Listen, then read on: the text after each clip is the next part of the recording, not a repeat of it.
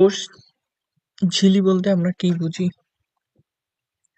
কোষ ঝিলি হচ্ছে প্রতিটি সজীব কোষের প্রোটোপ্লাজমে যে অতি সূক্ষ্ম স্থিতিস্থাপক এবং বৈষম্য-ভেদ্য লিপোপ্রোটিন নির্মিত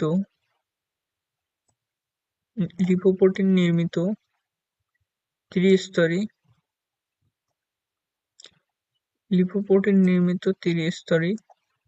সজীব ঝিল্লি দিয়ে আবৃত থাকে, তাকে কোষ ঝিলি বলে।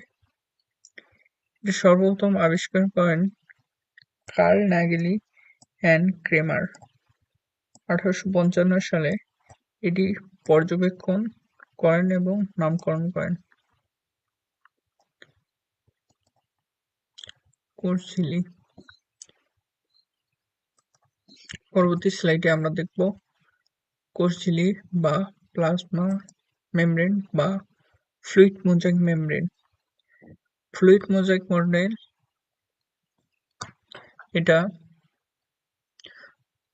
সর্বাপেক্ষা গ্রহণযোগ্য একটি মডেল, যেটা সিঙ্গার ও নিকেলসন 1972 সালে প্রদান করে। এই মডেলটা খুবই গ্রহণযোগ্য। এখানে আমরা দেখি যে